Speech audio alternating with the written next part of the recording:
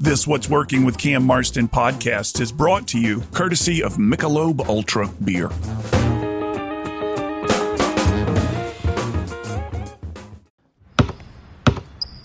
They say consistency is the key to success. They weren't wrong.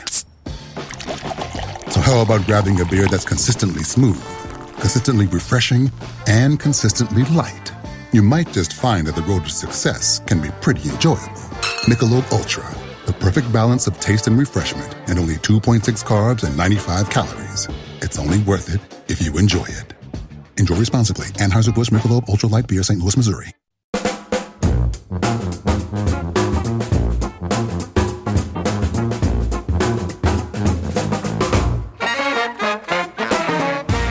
Welcome, everyone, to another episode of What's Working. Thank you so much for joining along on the ride here. We're going to have a very interesting show today. It's one that I have been working diligently to get on the calendar. It's not been easy.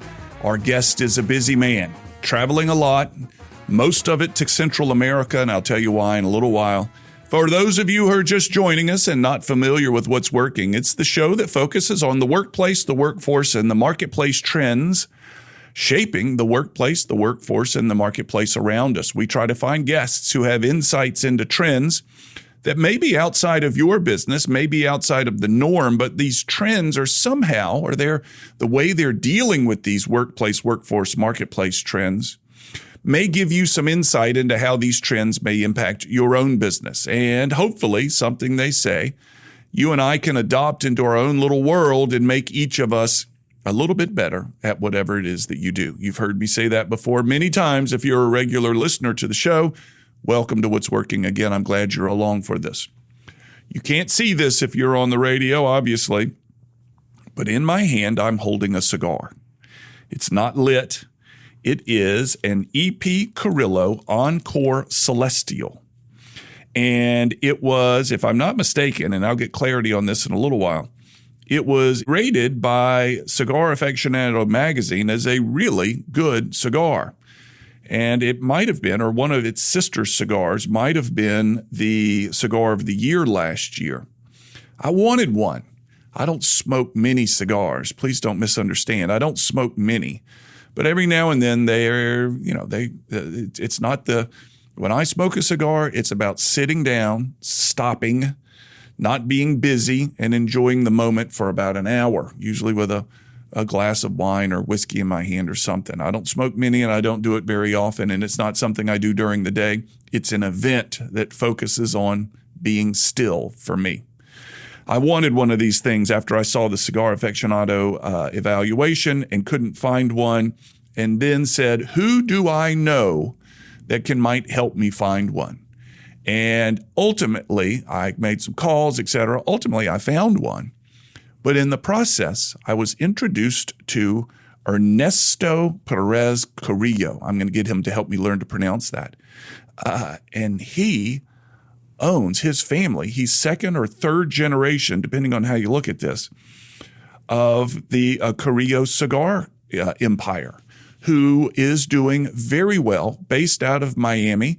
And I reached out to him and said, hey, would you be willing to be on the show? I want to hear about family businesses are always of interest to this show. I want to hear about your family business. I know you have 2 children that are now in the business. I can see this from the biography that he has online on their website, a number of different videos of him talking about his cigar and the business and tips on how to enjoy the cigar, which I've enjoyed quite a bit watching those videos.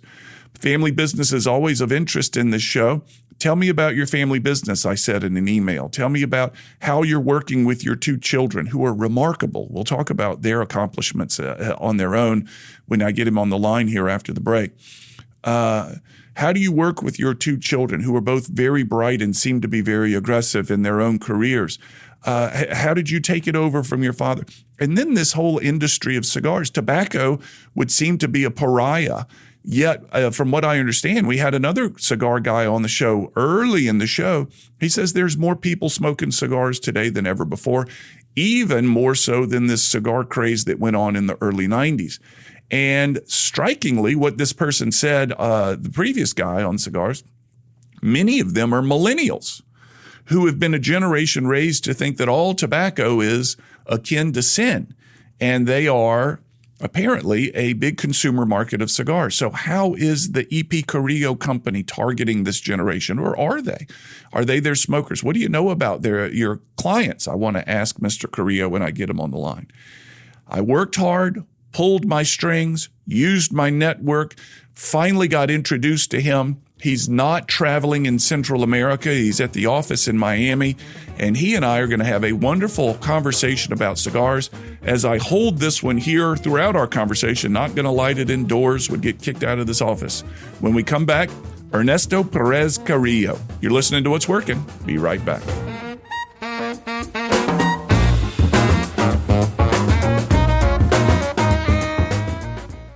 Sitting with Cajun Mike, owner E3 Termite and Pest Control. Cajun Mike, there are people I know that think their house is fully protected because there's some bait stations around the house. What's your thoughts? My thought personally is bait stations do work. However, I do not believe in them as a standalone product. What else do they need? We do 3, 4, sometimes 5 or 6 treatments on a house. We will do a true liquid perimeter treatment. We do hollow void treatments, and we use bore care on wood when we can access it. It's a thorough treatment, top to bottom, it sounds like, much more so than the bait station. That is correct. How do they find you, Cajun Mike? They can find me at 251-850-PEST or e3pest.com. e3pest.com.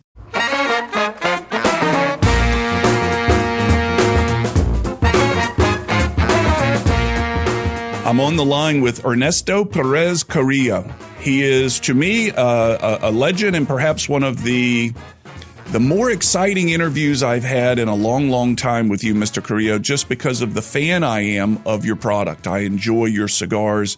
A friend of mine named Frank McPhillips, not your son-in-law, yes, his father, and I share these cigars from time to time. He's got a house down on Dauphin Island. He and I have been bird hunting a number of times in Argentina, and we always share one of your cigars in our relaxing moments.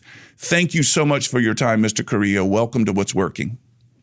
Well, Cam, thank you very much for having me on your show. I've heard a lot about it. I've been looking through your book here.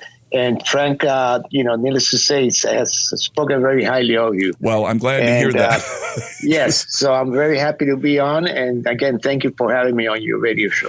Frank,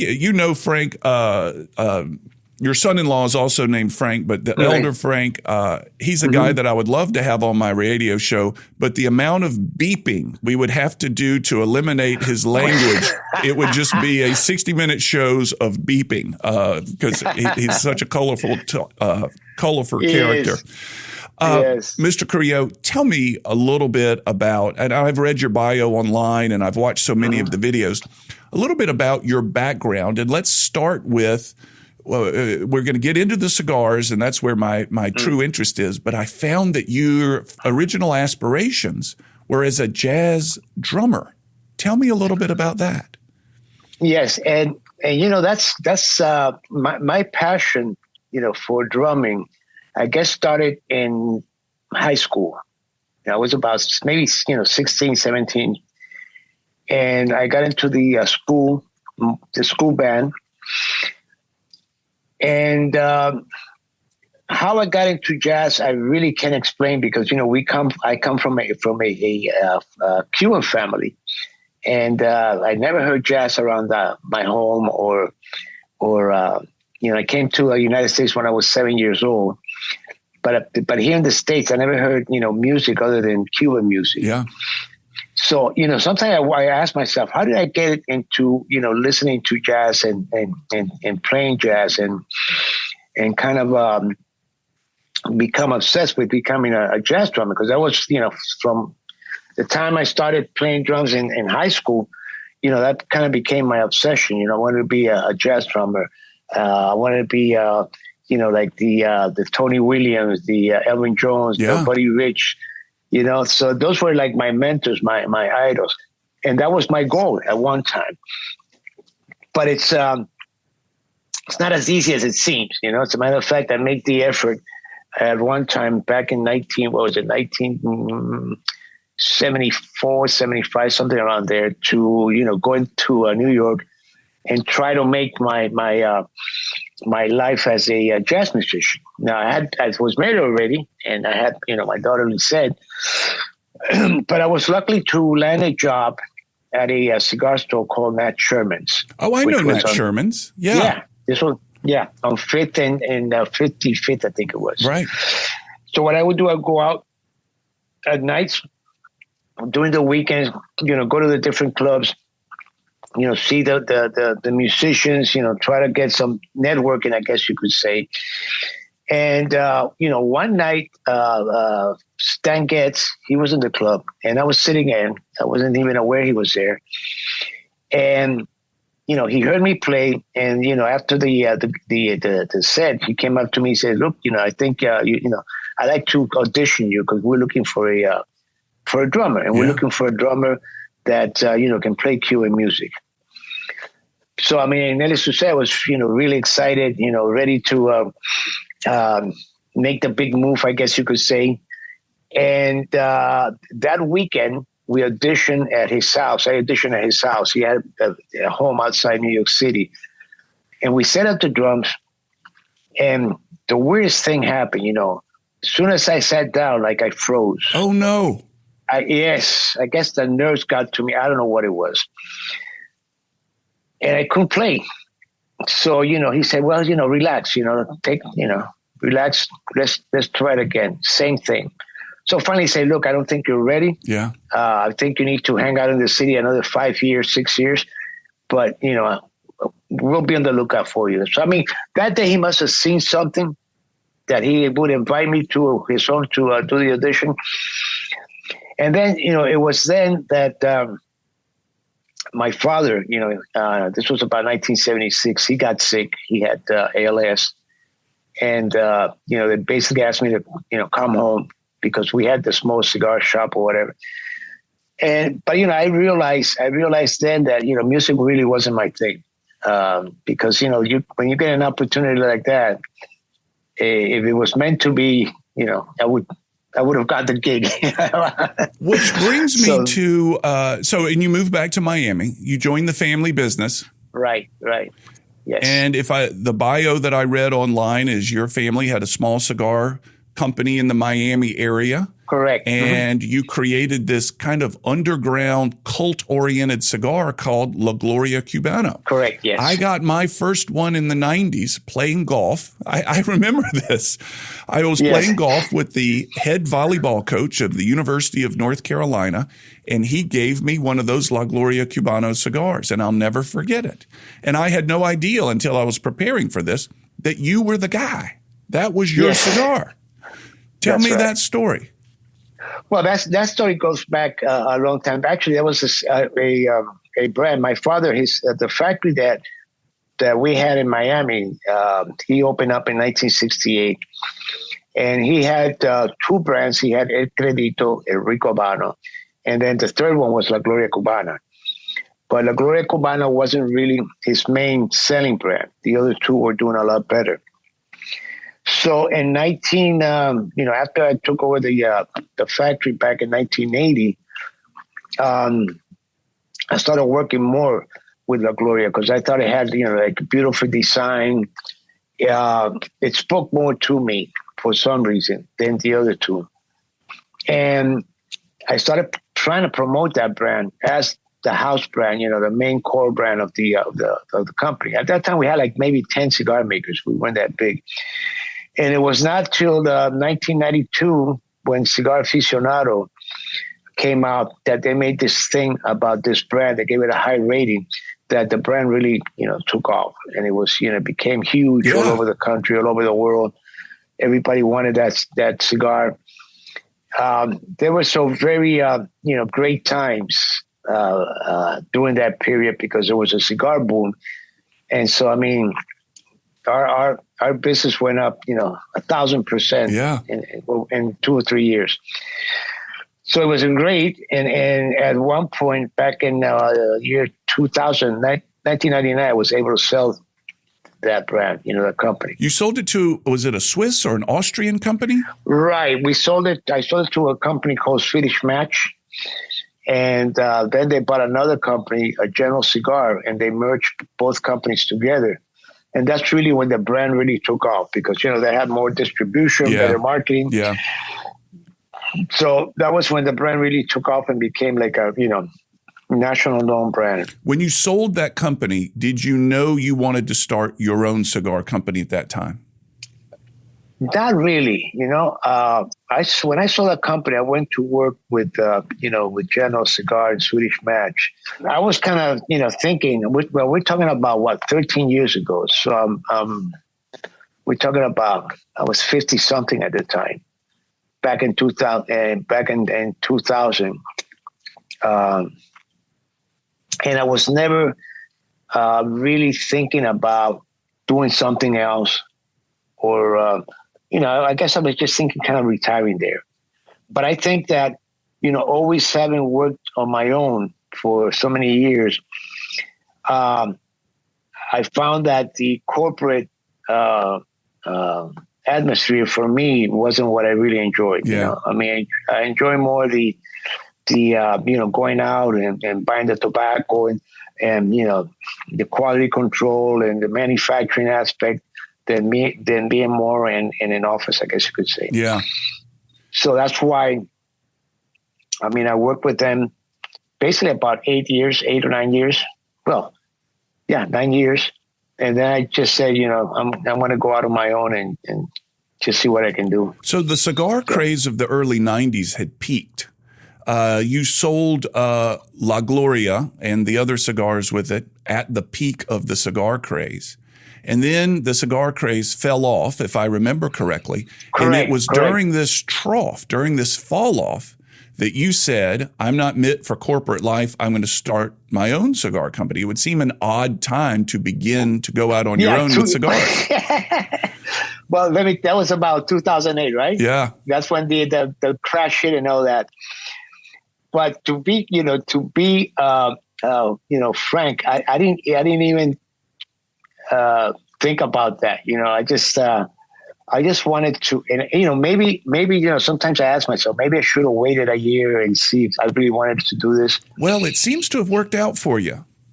It has worked out for me. You took a big risk based on your skills, and it's worked out for you. Yes, it has. I'm happy to say, but it was a risk. It was a risk because it was the worst time to open up a company. Yeah. Yeah. Luckily, we had the funds to do it.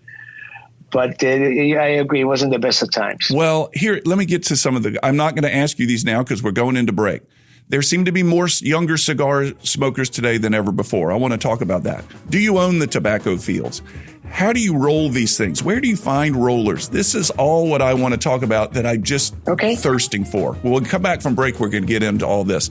I'm on the line with Mr. Ernesto Perez-Carrillo. You're listening to What's Working. I'm Cam Marston. We'll be right back.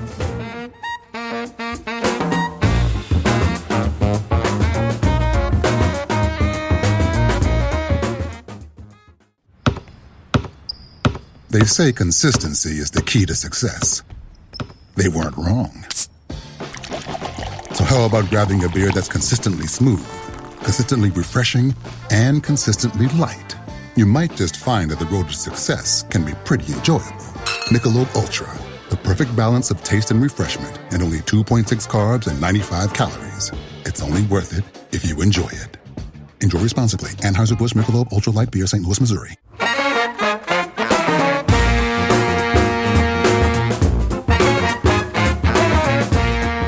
I hold in my hands right now, as I said in the opening segment, an Mr Carrillo Encore. Is this the Majestic? Majestic. And it is one of my favorite cigars of all time. I found it based on a Cigar Aficionado review.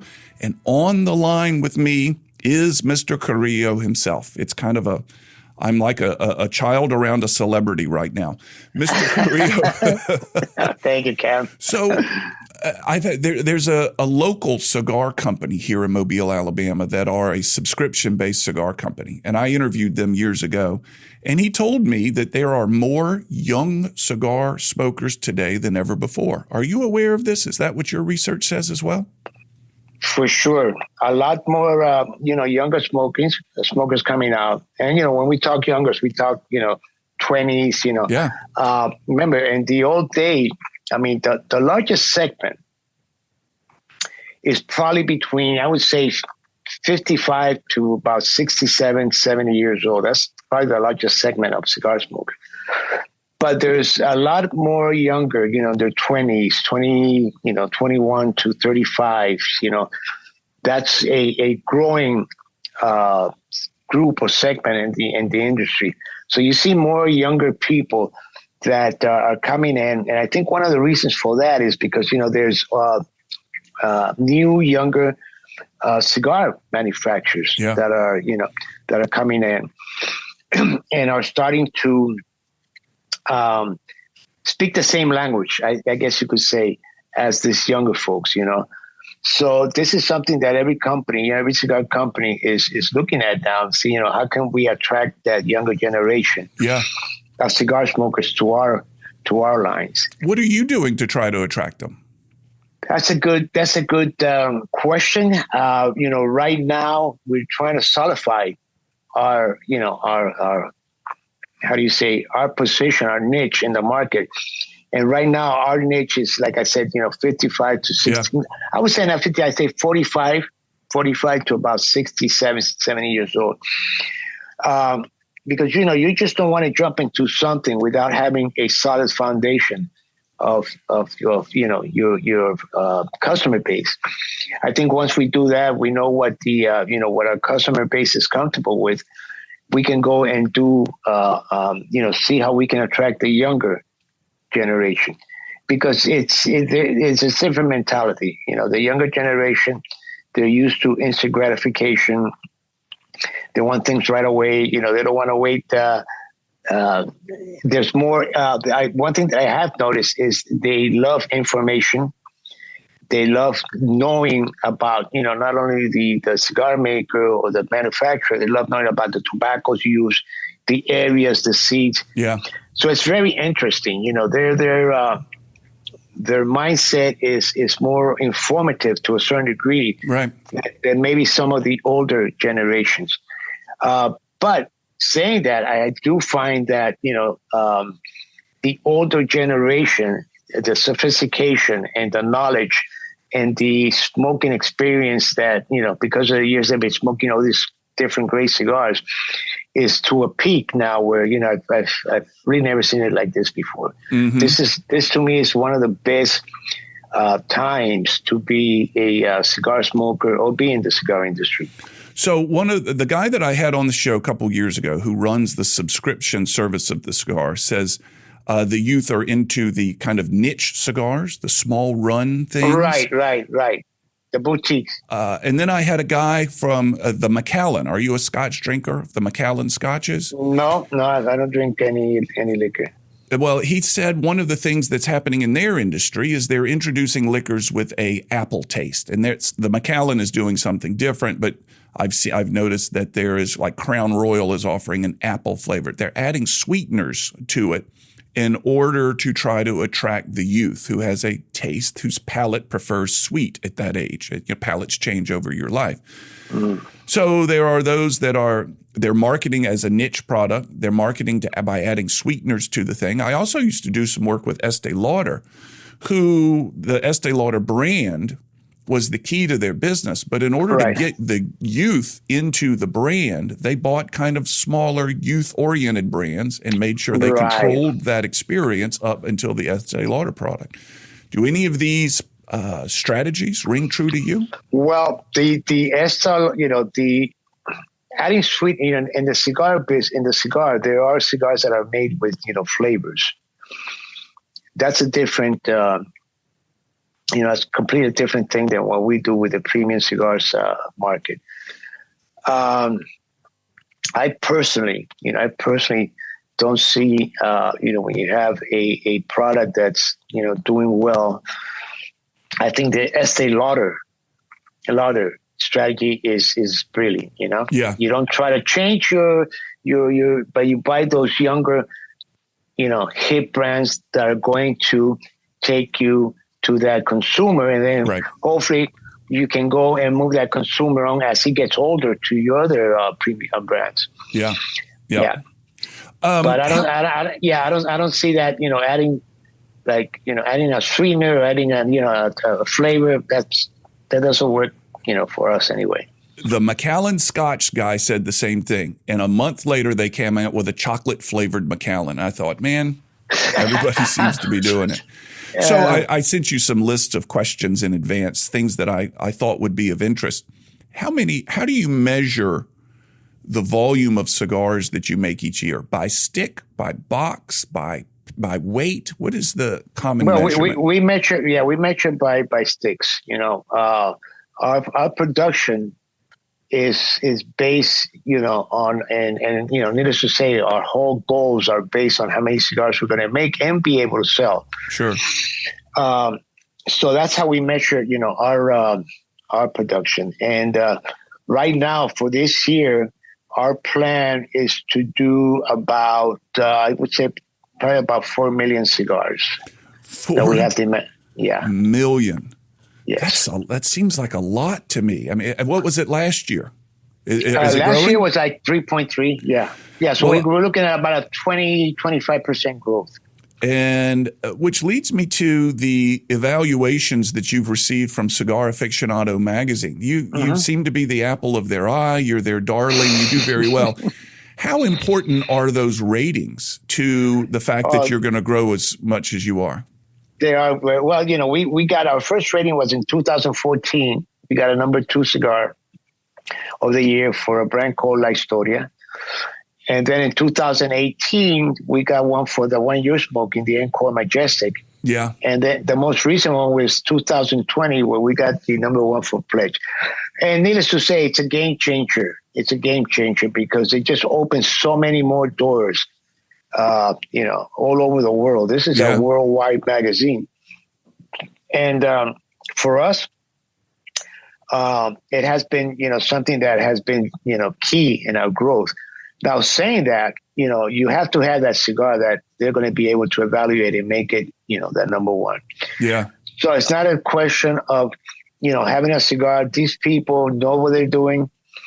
They may love you, they may like you, but if the cigar is not what they're looking for or they think is number 1 material, they won't give you those ratings. So I've heard some criticisms of Wine Aficionado, or whatever the wine magazine is, and how they rate wines. Wine Spectator, yeah. Wine Spectator, and how the wine people say, this Wine Spectator stuff, it doesn't authentically rate who we are. It doesn't give us credit, and it puts too much weight over a star system or something like that. What's your take on that? Not on wine, but the same, conversation around cigars. Well, my take on that, I've seen how they do, the testing. And it's basically a cigar just with a white band with a number. Yeah. Oh, really? It's a blind tasting. It's a blind tasting. And then, they have an office in New York, and they have a lounge where they do the tasting, and they'll have, maybe 1 or 2 people do that. And then they'll have actually, I think there's about 5 or 6 people that do this, and they each give a rating system. Yeah. So this is how they get, to the different, numbers and the list of the cigars. So it's not something where they see this cigar, they see that cigar. They may have an idea. I'm not saying they know, because, these people smoke cigars out there.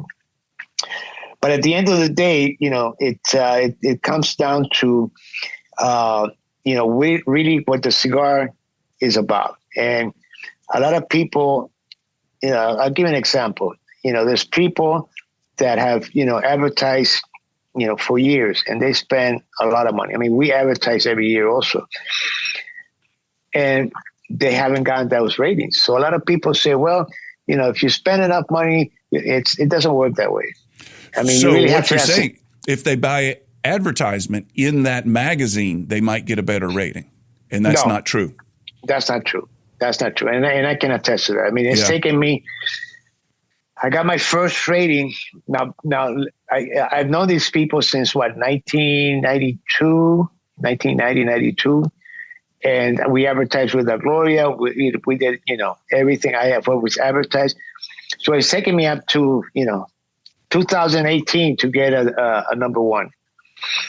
And the fact that we got a number 1 also in 2020 was because, we came out with something that was very unique at that time also. See, the whole thing is about something that is unique, something that they feel is going to be, a cigar that's different than what's out there.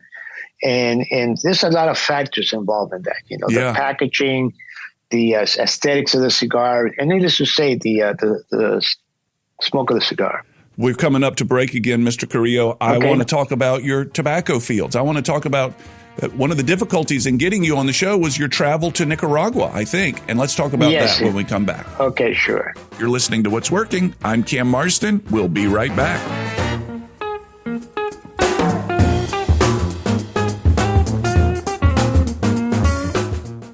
This is Cam Marston in the studio with Cajun Mike. Cajun Mike, what's going on at E3 Pest Control? What you guys doing today that's different? Well, what we're doing different is we are treating homes that have spray foam installation, and we're able to give them a full bond, whereas other companies are not able to. How does the treatment work with the spray foam? Basically, we spray the spray foam with Bore Care. Bore Care absorbs into the spray foam and prevents termites from landing on it and creating an above-ground carton. Is there any restrictions or limits to how you can do this, or is it any home with spray foam? Basically, any home with spray foam. How do they find you, Cajun Mike? Find me at 251-850-7378 or e3pest.com. That's e3pest.com. Customer service never goes out of style. In fact, I think it's safe to say that customer service is more valuable and more important now more than ever. Hi, this is Cam Marston. One thing that my over 200 episodes of What's Working has taught me is how important customer service is to building and maintaining a thriving business. It's the growing need for customer service that's led me to partner with one of the state's leading customer service trainers to create our program called Delivering 5-Star Customer Service. Your team will get one 90-minute training session per month for 6 consecutive months. Each session builds on the skills learned the previous month, allowing your customer-facing teams to practice before moving on to the next lesson. And the 6 lessons address everything from appearance to electronic communications to conflict resolution to maintaining a service mindset. Our program travels and is delivered in person at your workplace, nothing virtual. You simply can't practice the level of the skills this course teaches virtually. For more information, email me, cam@cammarston.com, and let's schedule a time to talk. Remember, you have less to fear from outside competition than you do from discourtesy and bad service from inside your own company. Again, email me, cam@cammarston.com, and let's talk about your business.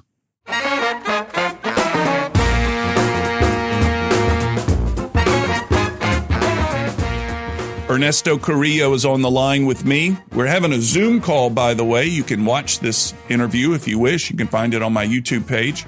We're talking about his cigars. And as I've said, as we've begun each segment, I'm kind of a kid in a candy store talking to this man because I enjoy his cigars so much. Mr. Carrillo, one of the challenges I had in trying to get you this interview scheduled is your travel to Central America. You're obviously very involved in the tobacco business down there. And I just have questions on how that part of the business works. Do you own land in Central America, or are you contracting farmers to grow the tobacco that you want? Do you employ all the rollers, or is that also a contracted position? Tell me how that works. Well, no, I don't own farms. I do contract growers. We make our cigars in Dominican Republic. In Dominican Republic, I don't have, any issues getting tobacco. In Nicaragua, it's a little bit harder, and in Honduras. So I have, two persons that I contract to, buy tobaccos, one in Nicaragua and one in Honduras. But I also buy from,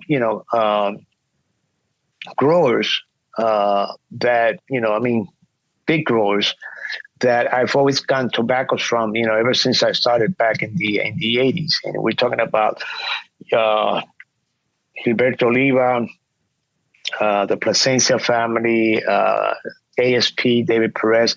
So, I have a group, I guess you could say, there's a relationship with all these people that I buy tobaccos from. But, a couple of years ago, I decided to start getting my own people also, just to fill some of the things that they can supply me because, we've grown a lot in the past 3 years.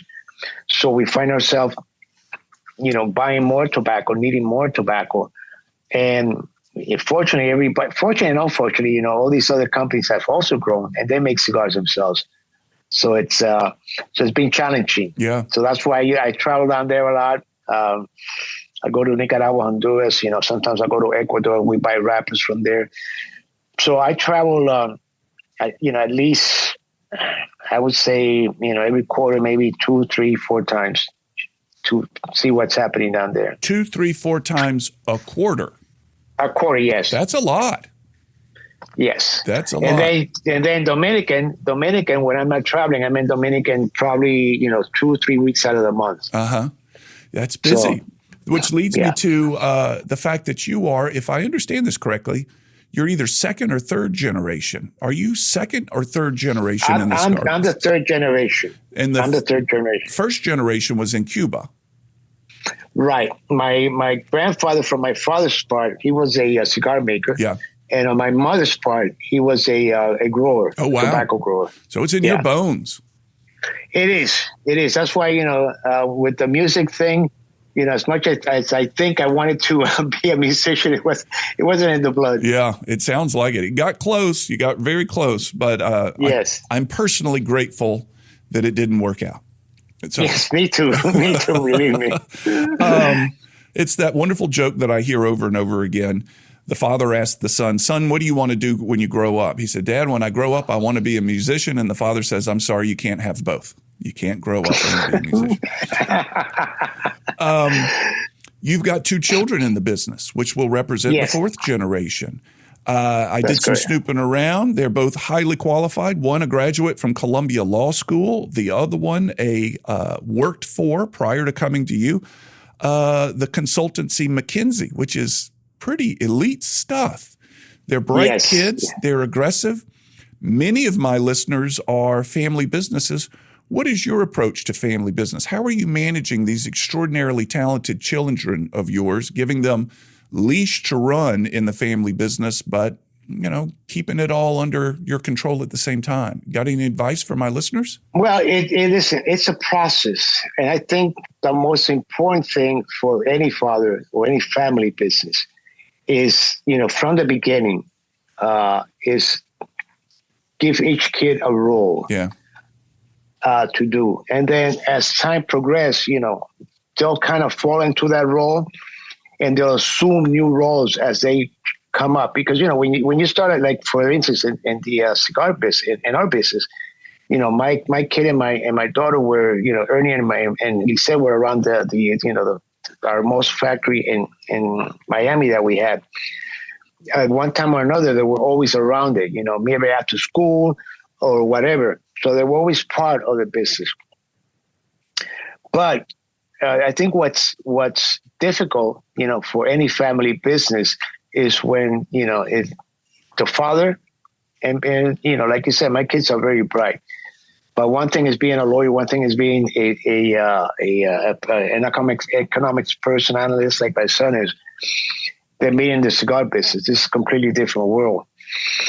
So I think one of the things is you want to give your kids, that free range. Yeah, you guys know. But I think, overall, you have to realize, like, I've been doing this for 50 years. And I think one of the most important part is that they understand that, the experience is coming from me because I've been doing it the longest. But let's see how you can, embellish that experience into the business. And this is basically what has been the thing. From one point, my daughter was doing the one thing, my son was doing the other thing. And I think that kind of helped us grow, because I think that if it would just be, okay, you guys, know what to do, do whatever you need to. I don't know if we will work that as well as it has, to be frank with you. Is your plan to introduce them to your contacts in Central America? Well, they already are. I mean, there's already, relationships. Most of the contacts down there, they also have, sons and daughters. And so, they're already starting to, for the past few years, they've already been making that contact with the, their coming up generation that's going to be taking over their business at one point. Let's get back to the rollers. Who employs the rollers? Are those your people? These are my people, yes. And most of the people, and we also have like a small school. Yeah. Where every year we bring in maybe anywhere from, I would say, 8 to 30 students, and to teach them, young people, that want to, that maybe don't know it but love making cigars. Yeah. And it's funny because, we have our kids there, and they'll come in and, within 3 weeks, they'll be making, pretty good cigars. Yeah. So this is how we get experienced people, a lot of experienced people, but also we get a lot of, we bring up our own people also. So I'm going to relate a story to you real quick, and I don't know whether it's true. I hope it is, because I like the story. Never let the truth get in the way of a good story is an axiom I live by. In the Havana cigar rolling days, unair-conditioned rooms where there would be a person in the front of the room reading as the people rolled the cigars. You're familiar with this legend? Probably. Yes. Mm-hmm. There was some sort of liquid that they used to try to bind the cigars together, but the women rolling the cigars learned that the liquid, after it got to a certain temperature in the facility, wouldn't adhere or wouldn't. So they used the sweat off their thighs. They would rub their hand on their thighs and then smack it on the tobacco leaf. And that apparently is the root of the success of the Cuban cigar, is the Cuban women's thigh sweat. Well, I can tell you, don't believe that. I like the story, though. I love the story. Actually, what's used in the cigars, okay, is something called tragacant. Tragacant is like to put it simpler, it's a sap of a tree that usually grows in the Middle East, and they use this also for salad thickeners. No kidding. Yes. That is something that is very natural. It's it's 100% natural, and it's something that they use that in the salad, to thicken the salads. But it's not used that much where it's even noticeable. Yeah. So the Thai story is nice, but you don't think it's true? I'm going to continue to tell it because I like the story. All right. Every summer, we live in Mobile, Alabama. We, like you do, keep an eye on the storms, the hurricanes, et cetera. And I imagine they can cause extensive damage to the tobacco fields that you rely on. Tell me about that. How long does it take a tobacco field to get? I know it's an annual crop, but do you keep an inventory of tobacco in case a storm rolls through? Yes, we do. We keep an average of about probably 2.5 years. So we'll have tobaccos there. God forbid something happens, and a storm comes by and gets rid of the crop or whatever, we'll have tobacco. Now, the thing about, growing tobacco, most of the tobacco is grown in October, November. So that's after the hurricane season. Oh, I see. But that does not mean that you can still get a hurricane in there, let's say December, whatever, and still suffer. Yeah. But they try to avoid that by growing in, October, November, and not toward the, earlier part of the year. So what's the most misunderstood thing about cigars in the cigar business? If you had a chance to clarify something for somebody, what is that you usually say to them? And we're coming to the close, so this is going to have to be the final question. That kind of I saw that question. I think cigars are something that cigars are something more. People look at cigars because they think, well, people enjoy cigars because the smoke, whatever. I think cigar is something that brings people together. Unfortunately, sometimes we overanalyze the purpose of smoking a cigar. I think once you learn how to smoke a cigar, the satisfaction, those moments of relaxation that you're going to get from smoking, that's what a cigar is about. It's not that cigar is this, that brand or this brand. It's about what you enjoy. But it brings people together. And the reason I'm saying that is because you go to any cigar shop or any lounge or whatever, and you'll see people there that are, multimillionaires, celebrities, whatever. And you see, people that are, just normal, hardworking people. And there's no class when you're smoking a cigar, or you're a cigar smoker. And you're smoking in a lounge, your home or whatever. I think that's what's so important about cigar. And to a certain degree, I guess like liquors also, you kind of get that same, camaraderie, I guess you could say. Maybe so. But I know you're right about cigars. For me, it's a moment of peace, sitting still, Exactly. being quiet, sharing stories with friends. It's an event. And it's an event. Absolutely enjoy. I don't smoke many, but I do enjoy every one. And Mr. Carrillo, I am going to enjoy this cigar that I have here in my hands this afternoon with a group of friends. We've already got it planned. Good. Thank you for your time, Mr. Carrillo. I truly appreciate it. It's been a treat. Thank you, Cam. Thank you very much. It's been a pleasure. And time went by fast, so we must have, I must have been having a lot of fun with you. I hope so. Thank you very much. We'll be right back after this break as we'll wrap up this show.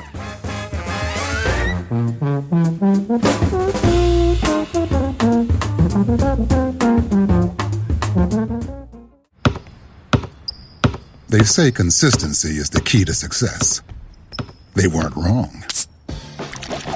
So how about grabbing a beer that's consistently smooth, consistently refreshing, and consistently light? You might just find that the road to success can be pretty enjoyable. Michelob Ultra, the perfect balance of taste and refreshment, and only 2.6 carbs and 95 calories. It's only worth it if you enjoy it. Enjoy responsibly. Anheuser-Busch Michelob Ultra Light Beer, St. Louis, Missouri.